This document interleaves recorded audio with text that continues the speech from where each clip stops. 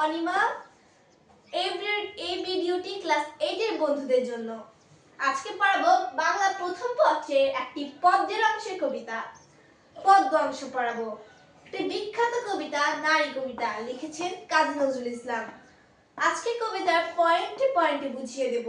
Main পয়েন্টগুলো বলবো, কি ধরনের এমসিকিউ প্রশ্ন আসতে পারে এই ধরনের কথা হবে। এছাড়াও কবিতার প্রত্যেকটা লাইন আমরা বুঝি না, অনেক সময় শুধু আমরা এটা মুখস্থ করে যাই, এটি আসলে উচিত নয়। আমি আজকে তোমাদেরকে এই কবিতার পুরো প্রত্যেকটা লাইন অর্থ সহকারে বুঝিয়ে দিব। তাহলে চলো শুরু করি। নারী, লিখেছেন কাজী নজরুল ইসলাম। সাম্যের গান গাই। এই লাইনটিতে মূলত একতার গান গাওয়ার কথা বলা হয়েছে, যে আমরা একতার সাথে থাকি। দ্বিতীয় লাইন, আমার চোখে পুরুষ রমণী কোনো ভেদাভেদ নেই।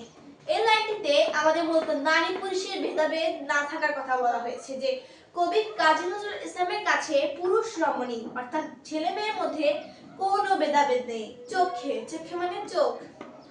বিশ্বে যা কিছু মহান সৃষ্টি চির কল্যাণকর, অর্ধেক তার করিয়াছে নারী, অর্ধেক তার নর। এই লাইনটি হচ্ছে বিশ্বের যা কিছু চির সৃষ্টি কল্যাণকর, এই পৃথিবীতে যত আমাদের কল্যাণকর জিনিস আছে, আমাদের কল্যাণের জন্য মঙ্গলের জন্য সৃষ্টি হয়েছে, তার অর্ধেক নারী অর্ধেক করেছে। একাই পুরুষ কোনো কাজ একা করতে পারেনি, অর্ধেক নারী করেছে এবং অর্ধেক নর করেছে, অর্থাৎ অর্ধেক নারীরা করেছে, অর্ধেক পুরুষরা করেছে। মূলত বিশ্বে এমন কোনো সৃষ্টি নেই যা কল্যাণকর এবং এটা নারী পুরুষ সমতা বজায় রেখে করেনি। এই লাইনটিতে মূলত নারী পুরুষ সমতার মেইন কথাই বলা হয়েছে। পরের লাইনে আসা যাক। বিশ্বে যা কিছু এলো, পাপ তাপ বেদনা অশ্রু বাড়ি, অর্ধেক তার আনিয়াছি নর, অর্ধেক তার নারী। বিশ্বে আমরা কেউ একাই কোনো পাপ করি না, বা অশ্রু চোখে জল ফালাই না, বা কোনো কষ্ট আমরা একাই পাই না। এটা নারী পুরুষ সমতা বজায় রেখে পায়। যেমন এখানে বোঝানো হয়েছে যে এই কবিতার লাইনগুলোতে বিশ্বে যা কিছু এলো, পাপ তাপ বেদনা অশ্রু ভারী, মানে বিশ্বে যে পাপগুলো এসেছে, আমরা বিভিন্ন রকম পাপ করে থাকি।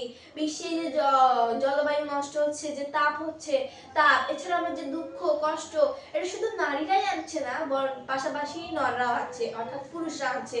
তারা কোনো কাজ সমতাভাবে করতে হবে, অর্থাৎ ভেদাভেদ থাকা যাবে না, এবং কোনো কিছু পাপ তাপ দুঃখ বেদনা ইত্যাদি কেউ একাই আনছে না, উভয়ে একসাথেই আনছে।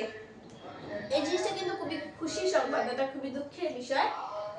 জগতে যত বড় জয়, বড় বড় অভিযান, মাতা ভগ্নী ও বধূদের ত্যাগ হয়েছে মহিয়ান। মানে আমাদের জগতে যত বড় বড় জয় হয়েছে, পৃথিবীতে যত বড় বড় জয় এবং যত বড় বড় অভিযান হয়েছে, মাতা ভগ্নী মানে ভাগ্নী আর বধূ নববধূ বা বউ, তারাই এর মধ্যে সাহসী বা মহিয়ান তার এখানে সুসংগঠিত হয়েছে মহিয়ান। এবং কোন রণে কত খুন দিল নর, লেখা আছে ইতিহাসে, কত নারী দিল সিথি সিঁদুর, লেখা নাই তার পাশে। আমরা জানি যে মুক্তিযুদ্ধ, কোটা আন্দোলন ইত্যাদিতে বিভিন্ন নর তাদের প্রাণ দিয়েছে, এগুলো ইতিহাসে লেখা আছে। কিন্তু একটি নারী যে বিধবা হয়েছে সেটা তো ইতিহাসে লেখা নেই। এই কথাই কবি বুঝিয়েছেন যে কত নারী দিল সিথি সিঁদুর, লেখা নাই তার পাশে। কত মাথা দিল হৃদয় উপারি, কত বোন দিল সেবা, বীরের স্মৃতিস্তম্ভের গায়ে লিখিয়ে রেখেছে কেবা।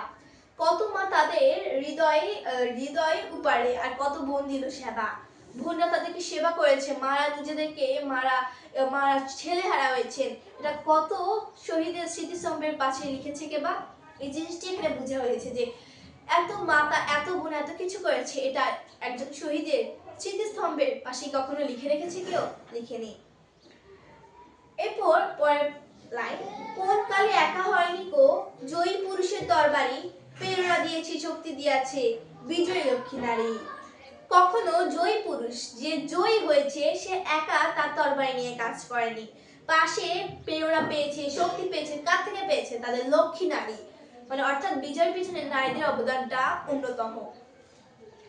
সে যুগ হয়েছে বাসি, মানে সে যুগ আগে অতীতকালের যুগ, যে যুগে পুরুষ দাস ছিল না গো, নারীরা ছিল দাস। পুরুষ কখনো দাস ছিল না, নারীরা ছিল দাসী, অর্থাৎ নারীরা ঘরের কাজ করতো, পুরুষ কখনো ঘরের কাজ করতো না বা কারো অভিমুখী হতো না। বেদনা যুগ মানুষের যুগ, সাম্যের যুগ আজি, কেন রহিব না বন্দি কাহারো, উঠিছে ডঙ্কাবাজি। বেদনার যুগ, কষ্টের যুগ, মানুষের যুগ, সামনের যুগ আজই। এখনকার হচ্ছে আমাদের একতার যুগ, মানব সভ্যতার যুগ, একটা দুঃখ কষ্টের যুগ, সব মিশ্রণ একটা যুগ। এই যুগে কেন আমরা বন্দী থাকবো? এই যুগে এখন ঢঙ্কা বেজে উঠছে, অর্থাৎ ঢঙ্কা বেজে উঠছে, এই লাইনটিতে বুঝানো হচ্ছে জয় ঢাক বেজে উঠছে। এরপরের লাইন, নর যদি রাখে নারীরে বন্দী, তবে এরপর যুগে আপনি রচা ওই কারাগারে পুরুষ মরিবে ভোগে। নর,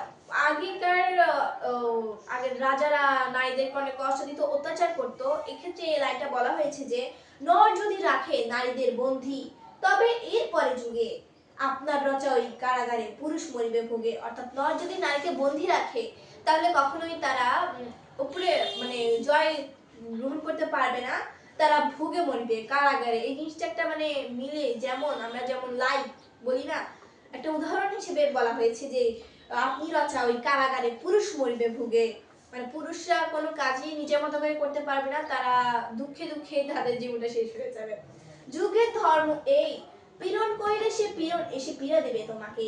আমাদের একটা যুগের ধর্ম আছে। যুগের ধর্মটা কি? পীড়ন করিলে পীড়া এসে তো পীড়ন দিবে তোমাকে। পীড়ন মানে হচ্ছে অত্যাচার। তুমি যদি কাউকে অত্যাচার করো, তাহলে সেই যন্ত্রণা তোমাকে এসেই আবার অত্যাচার দিবে। এটা হচ্ছে একটা যুগের ধর্ম। এবার আমরা আশা করি আমরা নারী কবিতার শব্দার্থ শুরু করছি। সাম্য মানে কি? সমান বা সমতা। অশ্রুভারী চোখের জল, ভগ্নী ভোন, মহিয়ান সুমহান, রণ যুদ্ধ, কত নারী দিল সিঁদি সিঁদুর, অসংখ্য নারী স্বামীকে হারিয়েছে, কত মাতা দিল হৃদয় বাড়ি, হৃদয় বড় মমতা দিয়ে উৎসাহিত করলো নারী, কত মাতা দিল হৃদয় বাড়ি, হৃদয় বড় মমতা দিয়ে উৎসাহিত করলো নারী, স্মৃতিস্তম্ভ, স্মৃতি রক্ষার্থে তৈরি কাঠামো, বিজয় লক্ষ্মী নারী, জয়ের নিয়ন্ত্র দেবী হিসেবে নারীকে কল্পনা করা হয়েছে। ডঙ্কা, জয় ঢাক, রচা, রচনা হয়েছে এমন, সৃষ্টি করা হয়েছে এমন, পীড়ন, অত্যাচার, পীড়া, যন্ত্রণা। এই পাঠের উদ্দেশ্য, কবিতাটি পাঠ করে শিক্ষার্থীরা নারীর প্রতি শ্রদ্ধাশীল হবে, মানব সভ্যতার নারীর অবদান যে পুরুষের চেয়ে কম নয় তা জেনে নারী অধিকারের প্রতি সচেতন হতে পারবে। কবিতার পাঠ পরিচিতি হলো, নারী কবিতাটি কাজী নজরুলের সাম্যবাদী কাব্যগ্রন্থের অন্তর্গত। সাম্যবাদী কবি নর নারী উভয়কে মানুষ হিসেবে রাখেন। আশা করি এগুলো তোমাদের বলা লাগবে না, যাদের কাছে বই আছে তারা পড়ে নিতে পারবে। এখন একটু সংক্ষেপে আলোচনা করছি কবি পরিচিতি নিয়ে। কবি কাজী নজরুল ইসলাম 1899 খ্রিস্টাব্দে 24শে মে বর্ধমান জেলা আসানসোল গ্রামের চুরিয়া গ্রামে জন্মগ্রহণ করেন। দশম শ্রেণীতে থাকাকালীন তিনি প্রথম মহাযুদ্ধে শুরু হলে তিনি স্কুল ছেড়ে পল্টনে যোগদান করেন। যুদ্ধ শেষ হলে 1919 খ্রিস্টাব্দে বাঙালি পল্টন ভেঙে দেওয়া হলো। নজরুলের কলকাতায় ফিরে এসে সাহিত্য চর্চায় আত্মনিয়োগ করেন। এই সময় সাপ্তাহিক বিজলি পত্রিকায় তার বিদ্রোহী কবিতাটি প্রকাশিত হলে চারদিকে সুনাম ছড়িয়ে পড়ে। অর্থাৎ কোন কবিতায় প্রশ্ন আসতে পারে, কোন কবিতায় তার বিদ্রোহী কবিতাটি ছড়িয়ে পড়ে? উত্তর কি? বিজলি। এই জিনিসটা একটি ইম্পর্টেন্ট এমসিকিউ হিসেবে। তার কবিতায় পরাধীনতা ও অন্যায়ের বিরুদ্ধে বিদ্রোহ উচ্চারিত হয়েছে। অবিচার ও শোষণের বিরুদ্ধে তিনি প্রবল প্রতিবাদ করেন। এর জন্য তাকে বিদ্রোহী কবি বলা হয়। তাহলে আমরা কাকে বিদ্রোহী বলা হয়? কবি বলা হয়। কেন বলা হয় নজরুলকে বিদ্রোহী কবি? আমরা এই দুই লাইন তুলে দিয়ে আসবো পরীক্ষার হলে। সবকিছু বুঝে পড়তে হয়, শুধু পড়ে গেলে হয় না। এখন আমি নজরুলের কিছু বিখ্যাত কাব্যগ্রন্থের নাম বলছি। ওনার অনেক কাব্যগ্রন্থ ছিল। কাব্যগ্রন্থের মধ্যে হচ্ছে অগ্নিবীণা, বিষের বাসী, সাম্যবাদী, সব্যহারা, সিন্ধু, হিন্দল আর চক্রগান।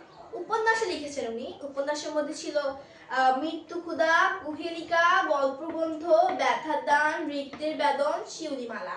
প্রবন্ধ গ্রন্থ যুগবাণী, রুদ্রমঙ্গল, নাটক, ঝিলিমিলি, আলিয়া, মধুমালা ইত্যাদি। কবি 1976 খ্রিস্টাব্দের 29শে আগস্ট ঢাকা মৃত্যুবরণ করেন। মূলত এই কিছু জিনিস আমরা বুঝতে পারবো যে তিনি কি কি করেছেন। আর আমরা অবশ্যই এই নারী কবিতা বিষয়টি পড়ে রাখবো। আজ এ পর্যন্তই। অবশ্যই আশা করি বুঝতে পেরেছেন বিষয়টি। তবে নিজেরা মনোযোগ দিয়ে যথেষ্ট চেষ্টা করলে আরেকটু বুঝতে পারবেন।